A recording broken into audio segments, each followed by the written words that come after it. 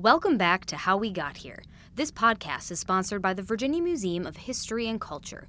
Journey through Virginia's rich history and discover hidden treasures. You can learn more at virginiahistory.org.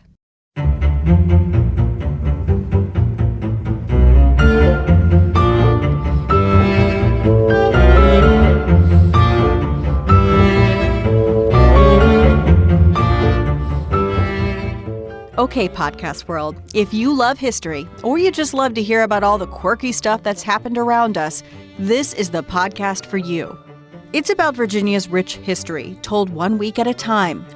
I'm Rachel DePompa, an investigative reporter with the NBC affiliate WWBT in Richmond, Virginia. This week, we find ourselves turning back the clock to June 10th through 16th. There's a lot to cover. We'll go back more than 150 years. It's not a good day, June 15th, for the Confederates. And we can't help him. We're helpless. I mean, we've got bats versus rifle. all the way up to some terrifying events that happened just 2 years ago. I want to start on June 12th, the year 1967. I leaned in and I said, Mrs. Loving, how did you do that? And she looked up at me, big face and all, and she said, I just want to get married. That was her whole motivation. I just wanted to get married. That's Floyd Thomas, the family friend of a couple who changed history. On June 12, 1967, the U.S. Supreme Court unanimously rules that Virginia's laws prohibiting interracial marriage are unconstitutional, saying they violate the 14th Amendment. The decision overturns the bans on marriage on the basis of race in 16 different states. Let's pause on that for a second. It was only 52 years ago that it was illegal to marry someone of a different race in 16 states here in the U.S. That landmark decision was thanks to a couple from the Commonwealth. Richard Loving and Mildred Jeter lived in Caroline County, Virginia. Richard, a white man, and Mildred, a woman of mixed African American and Native American ancestry, fell in love and exchanged wedding vows in Washington, D.C. That's where interracial marriage was legal in 1958. Then they returned home to Virginia. Just 5 weeks after their wedding, the Lovings were awakened in the dead of night and arrested. They were indicted on charges that deemed interracial marriages a felony. They pleaded guilty the following year and were sentenced to a year behind bars unless they left the state for 25 years. Can you imagine? They were essentially banished from Virginia for falling in love. So they left, going to D.C. for a few years to raise their 3 children. But they wanted to come back home. Who wouldn't? Mildred wrote to the Attorney General at the time, Robert F. Kennedy. He referred them to the American Civil Liberties Union. The ACLU agreed to take their case, bringing it to the Virginia Supreme Court of Appeals in Richmond. Claire Castañaga is the executive director of the ACLU Virginia today. It's become clearer and clearer to the public that what people are looking for is what everybody's looking for, which is the ability to form a stable, loving relationship that has these legal and financial protections. They lost, but the fight was not over yet. After another appeal, the country's highest court took this case in the spring of 1967. On June 12th, a unanimous decision. The Lovings were no longer criminals for choosing to marry someone of another race. In the decision, Chief Justice Earl Warren wrote, "Under our Constitution, the freedom to marry or not marry a person of another race resides with the individual and cannot be infringed by the state." When the Loving case was decided, a significant majority of Americans did not agree with interracial marriage. And the court went ahead anyway and said, these people have a fundamental right to be married. To this day, June 12th of every year is celebrated as Loving Day, commemorating the moment of the landmark decision. Virginia is for lovers. It's a famous slogan adopted by the state in 1969. Unveiled for the first time, and you guessed it, Modern Bride. Just 2 years after the Lovings and their love story paved the way for freedom of choice in decisions of the heart.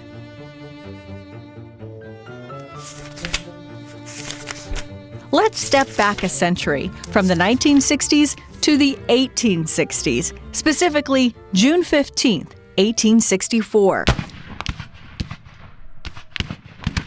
We're in the Civil War here, and what's considered the first big battle at Petersburg. The following 4 days would set the stage for the months-long siege. But to fully understand that battle on June 15th, you have to know why Petersburg was the Union Army's next big target. The Union is trying to split the Confederate capital of Richmond from its main supply hub a few miles south. Petersburg was an important part in that supply operation because of rail lines that linked to other parts of the Confederacy. That's Emmanuel Dabney. He's the museum curator at the Petersburg National Battlefield Park. He was reading a book the size of an encyclopedia when we showed up to interview him. Every historian and expert that we talked to said there was nobody as knowledgeable as Emmanuel when it comes to the Tri-Cities area and the Civil War. I do love Petersburg. I mean, I grew up with it. My family has been here. As I jokingly say, there was Adam and Eve, and then there were the Dabneys of Dinwiddie. Side note here, when I think museum curator, I go old, grain, maybe somebody who's been around the block. That's what comes to mind. Emmanuel is none of those things. He started working at the Battlefield Park back in 2001. I grew up with Petersburg National Battlefield. It was a running joke when I was a kid that I would be working here, and having not become the mutant superhero that I thought I was going to become, I started working here when I was 16. You go there now, and you still might think he's 16, but he's 34, and he's already a museum curator, and far and away the expert on everything Petersburg. He knows what he's talking about, especially what was going on in Petersburg back in early June 1864, when the Union was on its way. And suddenly there's a few thousand Union troops moving towards Petersburg. Petersburg at that point had been a military district that was led by General Pierre Beauregard, Confederate hero from the First Battle of Manassas. Pierre Beauregard. You might know him as PGT Beauregard, the man who gave the order to fire on Fort Sumter to start the Civil War. Beauregard knows that there is a threat to Petersburg. The issue now is how do the Confederates defend both the Confederate capital and its sister supply city. At this point in the war, Union General Ulysses S. Grant was focused on destroying Robert E. Lee's army after the bloody Battle of Cold Harbor. Remember that. That's a callback to Episode 1. He had a very methodical pulling away from Cold Harbor, which would keep the Confederates confused about where it is that Grant is sending troops next. Really a brilliant decision on his end. Grant was trying to keep Lee guessing on his next move, and it would have worked if not for some federal missteps and, frankly, bad information and Mother Nature. The earliest Union troops to arrive outside the Confederate earthworks is about 11 in the morning. People will still be arriving until about 1 o'clock in the afternoon. It's getting pretty hot by this point in the day. And by pretty hot, Dabney means really hot. He told us that June 15th, 1864 was well over 100 degrees. And remember, there isn't air conditioning on a battlefield. So the Union is dealing with one of those sweltering summer days in Virginia, as well as that bad information. A Union general who had not been to Petersburg promised the general who was just arriving, William F. Smith, that the Confederate defenses and trenches known as earthworks were, quote, so low as that a horse could jump over them. That turned out to be false. When General Smith arrives here outside of the city's defenses, they are, of course, much more prepared than he had been anticipating. It's not that a horse could jump over mere breastworks. These were well-prepared earthworks with clear fields of fire for at least a half mile in front of the Confederate lines, so he can't just rush this area. Clearly this won't be easy. Smith needs a good plan, but he runs into another problem. Unfortunately for him, he had drank some bad water, and the bacteria in the water had upset his bowels, so he is literally crawling around to try to find the best point to attack between his episodes of diarrhea. He finally chooses to attack Battery Number 5 on the Confederate line. There are dozens of these batteries, which are really fortified areas with groups of troops and artillery. General Smith chose that spot because it sticks out further than the rest, thinking if he can take Battery 5, he can turn the cannons against the Confederates and take Petersburg fairly quickly. The hope is to bombard the Confederates prior to an infantry assault. It just took hours to finally launch the attack. Remember, the final troops arrived about 1 in the afternoon. And so at 7 o'clock in the evening, the artillery will begin blasting away at the Confederates. If the temperature delay wasn't enough, Mother Nature had another trick up her sleeve: the terrain. The Confederate positions in this eastern area of Petersburg, a number of them were situated on some pretty high hills leading down into some steep ravines. It's hot. It's a Virginia summer. Soldiers are likely marching to their death. Now they have to climb up and down hills just to get there. The hope, of course, for the Federals is to get down into a ravine to get away from this firepower on the Confederate side before having to go up and down into another ravine to get closer. So think about this. The Confederates are shooting cannons at you, and you're at the bottom of a hill. This is chaos. And then a breakthrough. The weak area in this sector of where the Federals are attacking is a ravine that separated batteries 6 and 7. It won't take long for Union troops to exploit this ravine, which undoubtedly shocked the Confederates. The Union had broken through the Confederate line. Federal soldiers were on either side of them, shooting to kill. But remember, Petersburg doesn't fall for another 9 months. There's a reason the Union didn't capture that city in June of 1864. Union General William F. Smith made a choice most of his army didn't agree with.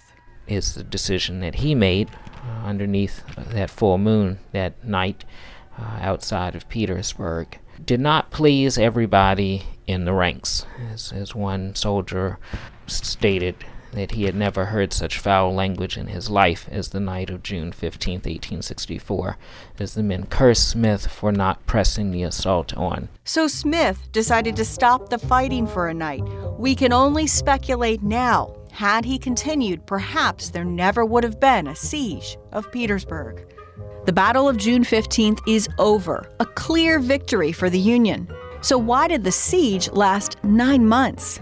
Well, June 16th, 17th, and 18th happened. So basically, the Union is still having trouble coordinating its assaults. And because of that, Robert E. Lee is not convinced that Petersburg is truly Grant's next target. Remember, Lee isn't even in Petersburg. He's in Richmond. General Beauregard could see what was happening. Beauregard, through kind of a final telegraphed warning, finally convinced Lee that the real show is here at Petersburg and that he better move here if he plans on keeping the city in Confederate control. Late in the day on June 18th, after days of fighting, thousands of Federal soldiers now sit outside Petersburg. Lee recognizes he has to defend Petersburg. It's not an optional thing. It was clear to Grant that they had to take Petersburg away from the Confederates to get rid of Robert E. Lee's effectiveness in the field. Petersburg would fall 9 months later. A week after that, General Robert E. Lee surrendered to General Grant at Appomattox Courthouse. Petersburg was pivotal.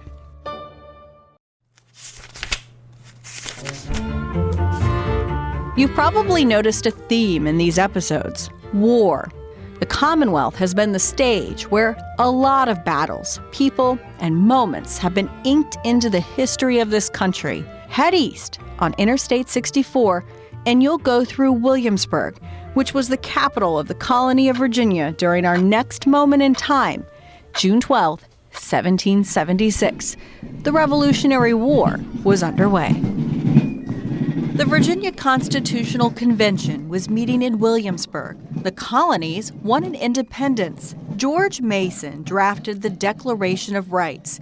It included the right to reform or abolish inadequate government. It was debated for 2 weeks in the early summer of 1776, and on June 12th, it was unanimously adopted. Now, why does this matter? Who cares about a document that a bunch of men agreed to 243 years ago? Virginia's Declaration of Rights was used by Thomas Jefferson, who drew heavily from it when he drafted the Declaration of Independence just a month later. It was also the model for James Madison. Mason's statement on religious tolerance became Madison's religious freedom in the Bill of Rights, the same set of amendments that would be added to the U.S. Constitution. The piece of paper represented the first protection of individual human rights under state constitutions in the Revolutionary period. That's just a bunch of fancy words, meaning it was a big deal. Another way for the people and a place right down the interstate from Richmond are forever connected to our everyday lives, even if it was just a bunch of guys putting their names on a paper 243 years ago. And now a more recent moment, 2 years ago, June 14th, 2017. It was around 7:30 in the morning when my news director came running to my desk, out of breath, to tell me, "You're headed to Alexandria, Virginia." That's about the time we started getting reports of an active shooter on a baseball field. Shots being fired, and there are people running, possibly victims involved. The first call into 911 was 7:09 a.m. 25, I still got shots being fired. We have another one down. I think it was a total of 5 down. A group of Republican lawmakers were practicing on a baseball field, playing catch, swinging bats for the annual congressional baseball game. A tradition started in 1909, a time for Congress to set aside political differences and enjoy America's pastime. A rifle-wielding gunman opened fire. That's audio of the actual shooting from bystander Noah Nathan. This is former Arizona Senator Jeff Flake. We were doing batting practice, and all of a sudden we heard shots, and it was clear pretty quickly that there was a shooter there with a high-powered rifle. Representative and House Majority Whip at the time, Steve Scalise, was shot in the hip. Representative Mo Brooks describes the horror of watching as Scalise desperately tried to get off the field. He's drug himself from the dirt infield to the grass outfield. There's a trail of blood. We can't help him. We're helpless. I mean, we've got bats versus rifle. Not good odds. 2 Capitol Police assigned to protect Scalise, they jumped into action and started firing back. They were both wounded and hailed heroes. It all went down near a YMCA on a quiet residential street in Alexandria. Neighbors told us it sounded like a battlefield. It blew my mind that this would happen here. Delray is about as far as from a war zone as you can get, and it sure felt like one this morning.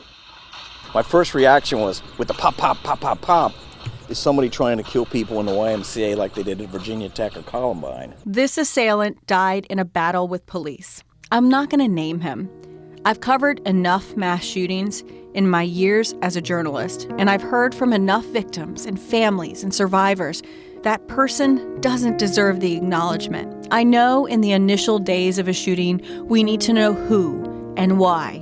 But in the weeks and years that follow, countless survivors tell me it's the people who were shot, survived, killed, we should be focusing on. As media, including myself, set up in a small neighborhood to cover the latest mass shooting. We caught up with a priest, a woman, Pat Hilgard. She made a simple statement. It's the next incident, and it's getting worse. And what are we going to do? Just 4 months later, a gunman opened fire on a music festival in Las Vegas, killing 59 people, wounding 441. A few months after that, it was Marjorie Stoneman Douglas High School in Parkland, Florida. 17 dead. And then it was Tree of Life Synagogue in Pittsburgh, 11 gone. And now, Virginia Beach. Are we numb?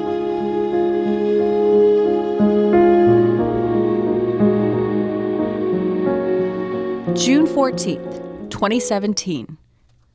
Politics was purposely left in a parking lot, only for lawmakers to run into bullets on a baseball field.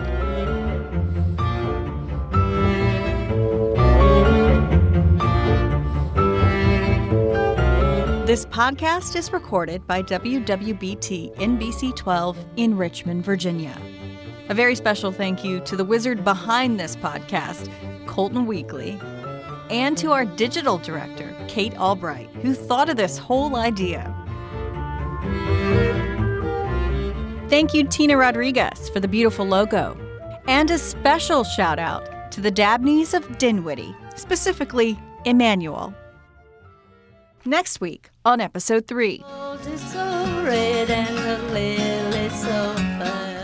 The mountain music of Southwest Virginia. It's a scary thing to think about. I try not to think about it too much, but it's something that could happen. This is weather, this is nature. The power of Agnes, just in time for hurricane season. A stocky with a bright red beard, 26-year-old, very full of himself. And how Captain John Smith got Disneyed.